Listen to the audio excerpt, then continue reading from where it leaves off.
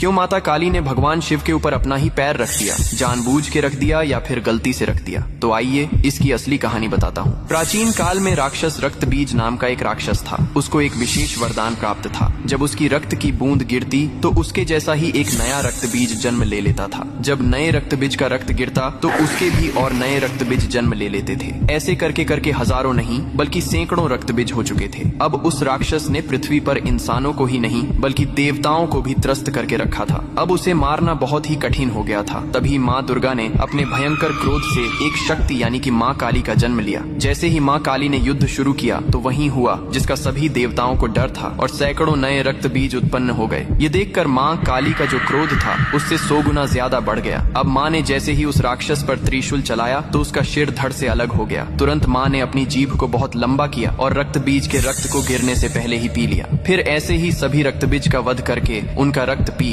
कर उनका क्रोध अब 100 गुना से 200 गुना बढ़ गया था। धरती कांपने लगी थी, समुद्र मथने लगे थे, देवता भयभीत होकर इधर उधर भागने लगे थे। तब देवताओं ने भगवान शिव से प्रार्थना की, हे महादेव, आप ही माता काली के संताप को शांत कर सकते हैं। शिव ने देवताओं की पुकार सुनी और माँ काली के सामने युद्ध भूमि में पहुंच गए। लेकिन माँ अपने तांडव में इतनी लीन थीं कि उन्होंने शिव को भी नहीं देखा। तभी भगवान शिव ने स्वयं माता के चरणों में लेट गए। जैसे ही माँ काली का पैर अनजाने में शिव के सीने पर पड़ा, तुरंत उनका क्रोध शांत हो गया। उन्होंने नीचे देखा तो अपने प्रिय पति शिव थे। यह देखकर उनकी जीभ शर्मिंदगी से बाहर निकल आई। इसके बाद शिव ने मुस्कुराते हुए कहा, हे माँ, तुम्हारा यह रूप सृष्टि के संतुलन के लिए था, लेकिन यह रूप अब धरती पर बहुत धाम से पूजा जाएगा। यही कारण है कि तस्वीर में और मूर्तियों में माँ काली को शिवजी पर खड़े हुए दिखाया जाता है, जो बहुत ही शुभ माना जाता है।